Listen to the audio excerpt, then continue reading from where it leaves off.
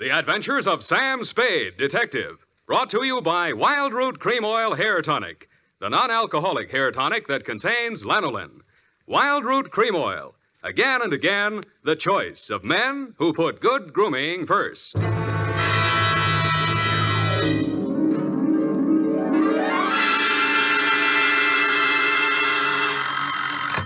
Sam Spade Detective Agency. It's me, sweetheart. Risen from not one, but two deathbeds. Oh, Sam, I bet not.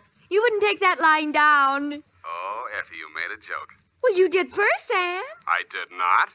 Oh, you mean you actually Now, weren't? don't pin me down. Anyway, I was present at two dying declarations. Would you believe, Effie, that a man could say something that wasn't true at a time like that? Oh, no.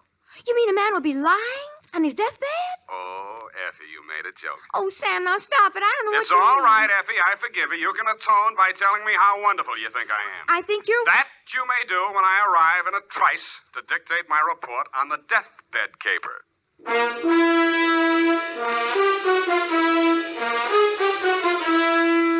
Dashiell Hammett, America's leading detective fiction writer and creator of Sam Spade, the hard-boiled private eye, and William Spier, radio's outstanding producer-director of mystery and crime drama, join their talents to make your hair stand on end with the Adventures of Sam Spade. Presented by the makers of Wild Root Cream Oil for the hair.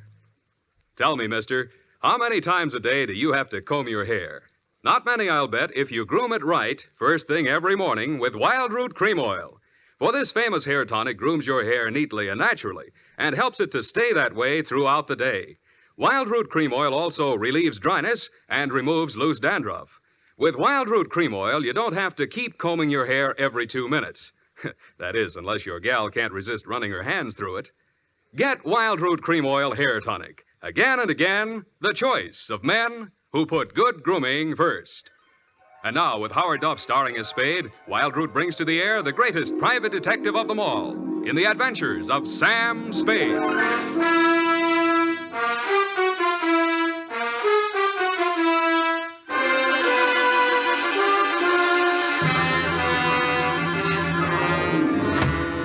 Many brave hearts are asleep in the deep. Oh, Sam, you're a sailor. Captain Sam, there's the brig for you. You got your logbook handy, gal? Oh, yes, Captain. So beware. You make it, that's awful deep.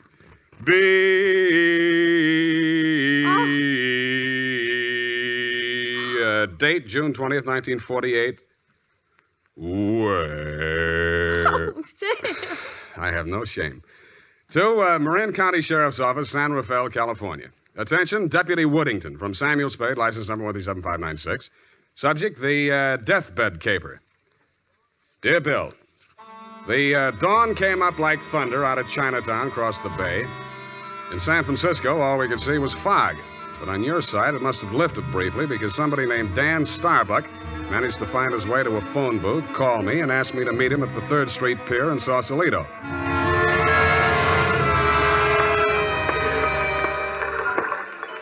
I didn't see him when I first got there. I didn't even see the pier. It was too foggy. But in the glow of the neon lights in front of the Viking Saloon, I saw a man who seemed to be waiting for somebody. He was a big guy with a good face, but plenty of worry on it. Mr. Spade? Yeah, Mr. Starbuck? Dan Starbuck. Come on down to the end of the pier. I'll explain as we go along. We gotta hurry. You act hot. You wanted for something? Well, not yet. What's the caper? Well, my brother's out there on his yacht, the Marguerite. He's dying. When he's dead, they may call it murder. I want to be there with a witness. That's you. In case he has anything to say about who did it. Who did? They think I did. Did you? Honestly, I don't know. It happened the night before last. I went out there to see him. We've hated each other for years. We've both been drinking, and we drank some more. Then there was a fight. I drew a blank somewhere. Next thing I knew, it was around midnight. I pulled myself together, went into his cabin. Gordon was lying there with his head all kicked. I realized I was covered with blood, and I was holding something in my hand, big glass paperweight. I dropped it. I got out of there fast and swam ashore. I planned to tell you a different story, but that's it. You want the job or not? You think you'll make a deathbed statement that'll clear you, and you want me for a witness? Yeah, that's it. You got a lot of guts. I'm hired. Good. Halverson? You down there? Halverson! Who's Halverson? He's a boatman. He'll row us out. Halverson? Hey, Nils? Donnie? Yeah. Is that you, Casino? Sure. Can I do you some favor? I want to go out to the Marguerite. I can't find Halverson anywhere. Well, I guess I can take you. Are you sure that I'm sure. Sam Spade, Del Casino. He's the bosun of the Marguerite. Glad to meet you. Sam. Any friend of Danny's. Hey, listen, Danny, you sure you want to go out there? Any reason why he shouldn't? Well, it's up to him. In his place, I would be on a freighter for China, way out there where the fog is more thicker. No, it's all right, Casino. I know what I'm doing. Well, your friend, you excuse me, your name? Spade. You pardon me, I better ask. The police don't want you for nothing? Not yet, but don't make book on it. Push us clear, Danny.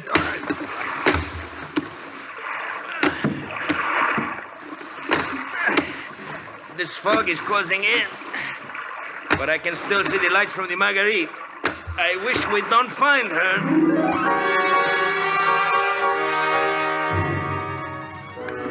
But we did. She was wearing clam diggers, an off-the-shoulder T-shirt, and was leaning against the rail as the dinghy pulled past a police launch and nestled in under the ladder of the yacht. Del? Del, is that you? Yes, Miss Starbuck. Who is that with you? Keep quiet. Del, what are they saying ashore about... Oh, I thought you... You're Mrs. Starbuck? Yes? I'm Sam Spade. I'm from San Francisco. I'm a detective. Your brother-in-law's in the boat. You captured him? He wants to come aboard. He wants to... Why? He's hoping your husband will say something to clear him before he dies.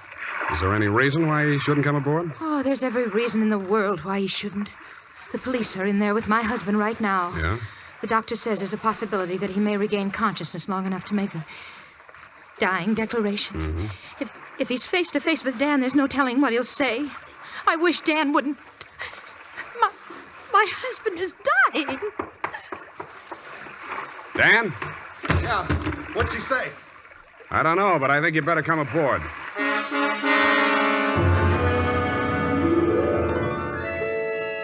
He seemed almost delighted as he swung his weight up out of the dinghy and climbed the ladder. Del Casino, the bosun, followed, wearing a puzzled expression that turned to fear as we entered the cabin. The yellow glare from the lamp swinging overhead was almost blinding to walk into out of the foggy night. The first thing I focused on was the bunk that held the dying man. His head was heavily bandaged, his skin was chalk white, and his lips were beginning to turn blue. The room was tense with waiting. Ranged around him in a semicircle were the supporting players. 2 doctors, 1 family type with a nurse, 1 police medic without, 1 sheriff with cigar, 1 police stenographer, female, with pencil and notebook poised, 9/10 of a widow, and us. At 18 minutes past 7, somebody moved. It was the dying man. The 2 doctors rushed forward, took his pulse and blood pressure. Let's go. Adrenaline 3cc, Carmine 1, saline solution. All right, Sheriff, he's conscious now, but you'd better hurry. Ah, good. Mr. Starbuck, you can hear me all right? Take that down. Can you hear me? Affirmative answer. Now, Mr. Starbuck, we have to ask these questions. 1, what is your name? Please try to answer. What is your name? Gordon M. Starr. You got that? What is your name? Gordon M. Starr. That's close enough. Fill it in later. Now, Mr. Starbuck, where do you live? Where do you live? I'm dead. You got that? 477 Marymount, Pasadena. Hey, Now, Mr. Starbuck, let's try a little harder. This is a long one. Have you been injured, and what was the cause of your injury? Yes. Hurts like... You got that? Affirmative. Now, the second part. What was the cause of your injury? Head. Hit on head. Do you believe that you're about to die as a result of your injuries, and have you no hope of recovery? I know. No hope. Now let's get to the point. Who inflicted said injuries? Hey, Mr. Starbuck, please. You haven't much time, you know. Go away. Doc, is there anything you can do? I'm afraid not. Oh, this is ghastly. Can't you leave him alone? Can't you let him die in peace? What are you afraid of, Maggie? What are you afraid he'll say? All right. All right, tell them, Gordon. It was Dan that struck you, wasn't it? He was jealous. He always hated you for marrying me. It was Dan. Now, Mrs. Starbuck, I know how you feel, but we can't allow this sort of thing. Please step aside so we can finish up here. That's it. Mr. Starbuck. Doctor? Very low pulse. I'm not sure whether... Dan. Is Dan here? Here I am, Gordon. Tell him the truth. Do you identify this man, Mr. Starbuck? Yes. He's my brother. Dan. Yeah. You got that, brother Dan? He's the one. He's lying. Gordon, you know who did it. Why don't you tell the truth? What do you got to lose now? Nothing. I'm finished. You got that? You finished me. Gordon! Gordon, not yet. Now come back. Doctor, can't you... He's dead. Well... Okay, Doc. Dennis Starbuck, it is my duty as sheriff of this county to take you into custody on suspicion of murder. And I must tell you that anything you say may be held against you. You'd better come along, too, Spade. Routine questioning, you know. Okay, Sheriff. And I don't think we'll need the handcuffs, will we, son? No, I'll go with you.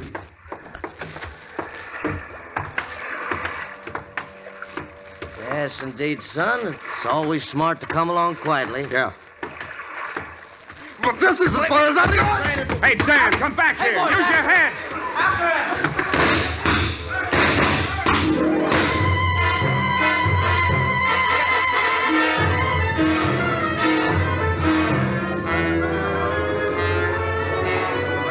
He only had one friend. He was the best friend in the world for a man on the land, the fog. The searchlights on the police launch spun frantically as the craft heeled around in a half circle to head him off. Instead of cutting the fog, the beams from the powerful lights bounced back from it and blinded the men behind them. After 10 minutes of that, they gave up. The sheriff had a theory. Don't worry. Between the fog and the currents, I doubt if we'll make it. We'll probably recover the body in the morning. And they did. But it wasn't Dan Starbuck's body. It was the bosun, Del Casino. And he was found in Richardson Bay, adrift in the dinghy from the Marguerite. Somebody had creased his skull with the same type blunt instrument that had been used on Gordon Starbuck. But Dell hadn't lived long enough to make a dying declaration.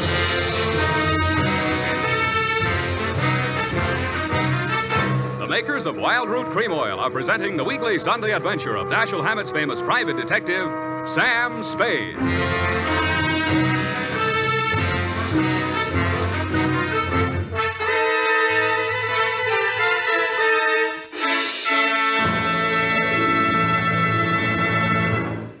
Now, here's important news on good grooming. If you want the well-groomed look that helps you get ahead, socially and on the job, listen. Recently, thousands of people from coast to coast who bought Wild Root Cream Oil for the first time were asked, how does Wild Root Cream Oil compare with the hair tonic you previously used? The results were amazing. Better than 4 out of 5 who replied said they preferred Wild Root Cream Oil. And no wonder. It gives you the advantages that men consider most important. Wild Root Cream Oil grooms your hair neatly and naturally, relieves annoying dryness, and removes loose dandruff. What's more, non-alcoholic Wild Root Cream Oil is the only leading hair tonic that contains soothing lanolin that's like the oil of your skin. So ask for Wild Root Cream Oil Hair Tonic. Again and again, the choice of men who put good grooming first. By the way, smart girls use Wild Root Cream Oil too, and mothers say it's grand for training children's hair.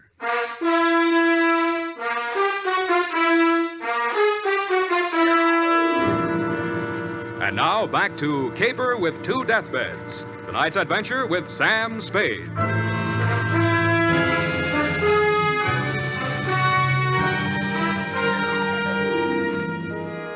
The police theory of the Del Casino killing went something like this. Casino had shoved off in the dinghy to join in the search for Dan Starbuck, had rescued him, and been maced for his pains. Also found in the dinghy, but not as yet worked into the police theory, were 2 items. 1, a waterproof wallet containing the seaman's papers of one Nils Halverson. 2, a tattoo mark on the right bicep of the deceased. A small heart with a name in it, Maggie. The brand new widow of the same name was waiting in my office when I got there the following afternoon. Hello. Hello to you, Mrs. Starbuck. What can I do for you? Mr. Spade, I know very little about the ethics of your profession, and... Well, are you still working for Danny? If you mean, do I know where he is, the answer's no. Oh. I hoped you'd say that. Why? Because I want you to work for me. Need a new bosun? You needn't have put it quite so crudely. No, I needn't. Since your work is confidential, I'll admit I've done a few things that... Well, it's all too true. My first mistake was marrying Gordon Starbuck when I didn't love him. And I should never have let myself fall in love with Dan. I certainly should have known better than to let Dell fall in love with me. What about Nils Halverson? And me? Well, hardly. No. Nils Halverson was employed by my husband for various odd jobs whenever we put in at Sausalito. Mostly he'd row the guests out to the ship. He rowed Danny out the night my husband was killed. At least I think he did. I didn't actually see him. Where's Halverson now? I don't know. He goes off on drunks for days at a time, but I have a feeling that someone has paid him to disappear. He might have overheard something. Hold on a minute. You're going too fast. Are you, working up to a confession? Oh, no. It's just that I'm afraid a great injustice may have been done to Danny. After all, Mr. Spade, a man who's dying, I don't see how he could be altogether in his right mind. Do you? The law says he is if he knows his name and address. A deathbed accusation is the strongest evidence a lawyer can shove at a jury. You can't cross-examine a dead man, and most people have the quaint idea that a man on his deathbed is a lot more truthful than he was when he was hale and hearty. Then you think Gordon may have been lying? Could be, or wool gathering, or picking up some of the lines you were feeding him. Oh, I was just afraid he might die before he... You see, I thought I might shock him into saying yes or no. He could have said no, couldn't he? Well, make up your mind. Oh, all I know is it's on my conscience now. If we could find old Halverson and force him to tell what he knows. He's a very strange man. He's devoted to me. If the police find him before I do, he might refuse to talk out of a mistaken loyalty. To you? Well, I meant if he thought I had anything to do with the... Well, he's very strange. I told you that. What makes you so sure he's alive? Why wouldn't he be? If I'd been the killer and he'd rode me to and from the scene of my crime, I'd see him secured in Davy Jones' locker. Fish feed, lobster bait, asleep in the deep. Will you work for me? I'll let you know.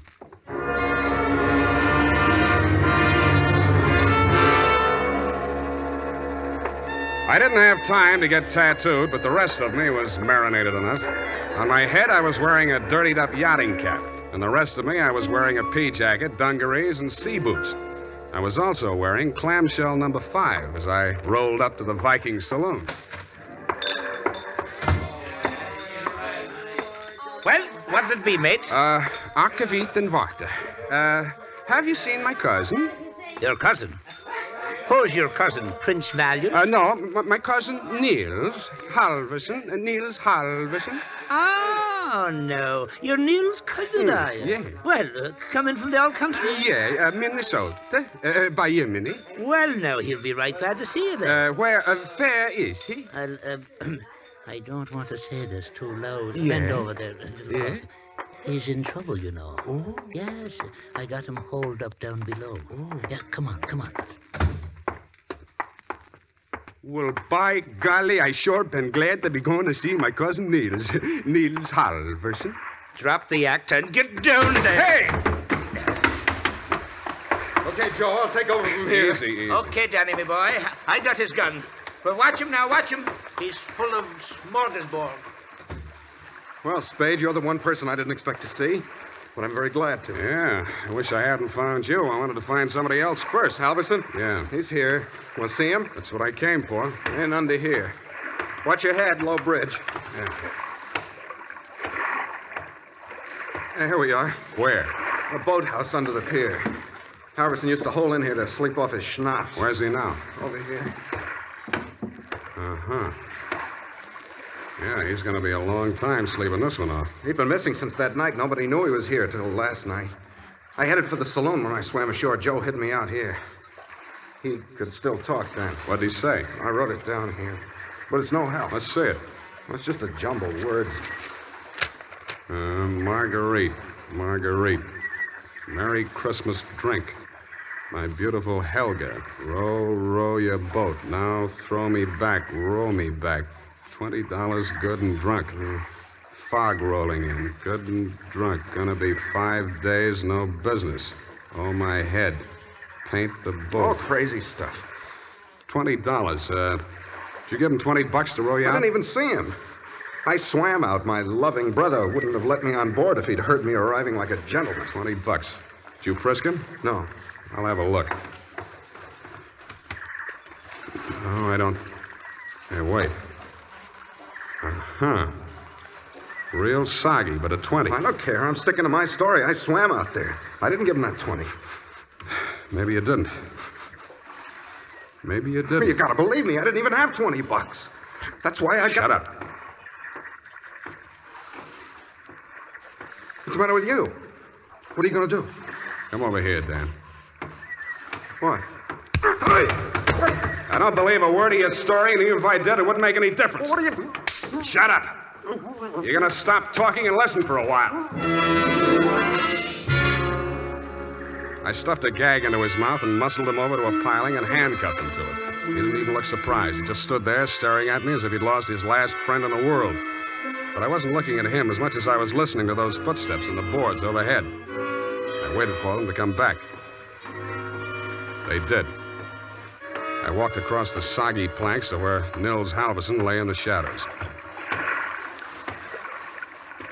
Nils, I want you to answer these questions again. Now, this time, I'm going to take them down. You get lots of $20 and lots of drink. Now then, I know you don't feel so good. You don't have to talk if you don't feel like it. Just nod your head for yes and shake it for no. Okay, Nils? That counts in a court of law as long as there's a witness. Okay. Now, your name is Nils Halverson. Your address is 213 Bayview, Sausalito. That's correct, is it? Nod your head. Good. Good. That proves you're in your right mind. You know you were injured. Yeah. You know the cause of your injury. Hit on the head and thrown over the side of your boat. What? Huh? Not from... Oh, dinghy. Well, it's the same thing. All right. Now, you know you're dying. You have no hope of recovery. That's obvious, but nod your head. That's the boy. Now, Nils, on the night of the 18th, around 10 o'clock, after your usual working hours, you rowed somebody out to the yacht Marguerite, in return for which this person gave you a $20 bill. This person is also the person who killed, who inflicted your fatal injuries. It is. Now, the name of that person, if you can possibly speak even in a whisper, so there can be no mistake. Can you hear me? Just say it close to my ear. Yeah? Yes. Yes, I got it. That's all. Now, I know you don't write, Nils, but make your mark here. Come on, I'll guide your hand. There. Now we're going to take... Nils. Nils. Well, anyway. All right, Maggie. Come on in and join the party. Don't try anything. The light's on you. I'm a better shot than you, and if there's a ruckus, the whole saloon will be down on us. They're all friends of Danny's, too. Stop there. Toss the gun. Okay. What's the matter, Angel? You look kind of scared. No. Just disappointed, that's all. Don't give up so easy, sweetheart. I always wanted to take a trip around the world. We might go on the Marguerite. Together. Yeah, sailing into the sunset. Sleeping with our deathbed statements under each other's pillows. I see what you mean. I guess it wouldn't work. How much for yours, and what do we do about him? Dan? I'll take care of that. Throw it in with a deal. Okay. But I want it in writing. A little statement to the effect that I can keep under my pillow. Fair enough. Now, all I want from you is a little statement from you to this effect. That you, Marguerite Starbuck, employed Nils Halverson to row you out to the yacht on the night of the 18th, that you there overheard a quarrel between your husband and brother-in-law, and that taking advantage of said brother-in-law's inebriated condition, you sneaked up behind your husband, hit him with a paperweight, and decamped, leaving the murder weapon in Dan's hand. You then started back for shore in the dinghy, and realizing that the only witness who could testify you were aboard that night... All right. All right, I'll sign it. Okay. We'll have plenty of time to put in all the legal decorations later. I'm afraid we won't, baby. You're going to be spending all your available time at the Tehachapi and points west. What are you talking You about? just made a full confession in front of a witness. You heard it, didn't you, Dan? Every word. Oh, if I... Honest. An honest man. Well, I did tell a fib. Now, this is really going to hurt, I'm afraid, Maggie. You see, we didn't actually have any deathbed statement to match yours. No? No. Nils Halverson was a good deal too dead to have made a deathbed statement just now. He's been stiff for 12 hours.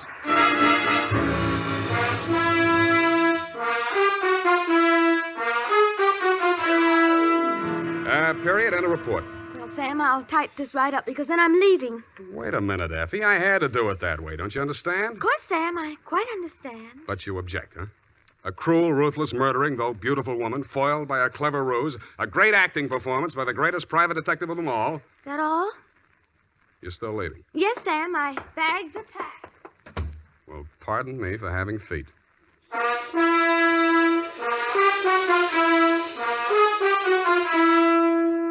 There's a reason, men. In fact, there are 5 big reasons why more men every day are turning to Wild Root Cream Oil for well-groomed hair.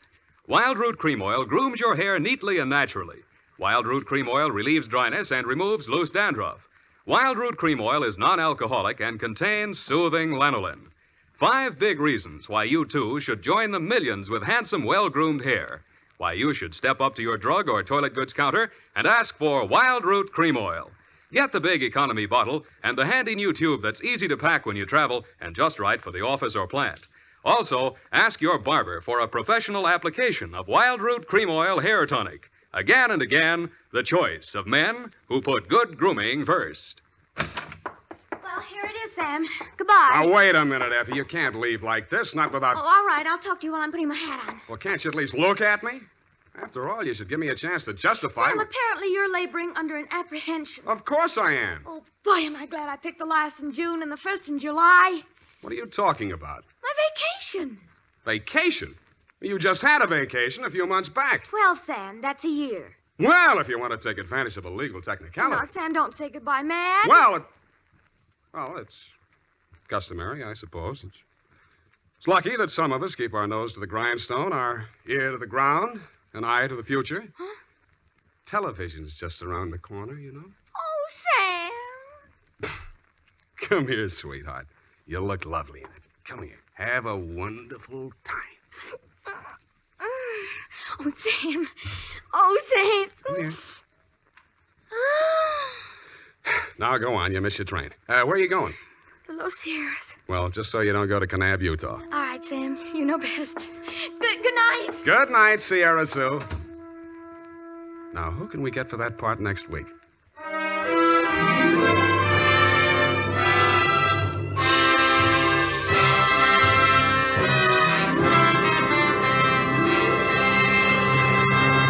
The Adventures of Sam Spade, Dashiell Hammett's famous private detective, are produced and directed by William Spier. Sam Spade is played by Howard Duff. Lurene Tuttle is Effie. The Adventures of Sam Spade are written for radio by Bob Tallman and Gil Dowd, with musical direction by Lud Gluskin. Join us again next Sunday when author Dashiell Hammett and producer William Spier join forces for another adventure with Sam Spade, brought to you by Wild Root Cream Oil. Again and again, the choice of men who put good grooming first. This is Dick Joy reminding you to... Get Wild Root Cream Oil, Charlie. It keeps your hair in trim. You see, it's non-alcoholic, Charlie. It's made with soothing lanolin. You better get Wild Root Cream Oil, Charlie. Start using it today. You'll find that you will have a tough time, Charlie. Keeping all the gals away. Hiya, Baldy. Get Wild Root right away. This is CBS, the Columbia Broadcasting System.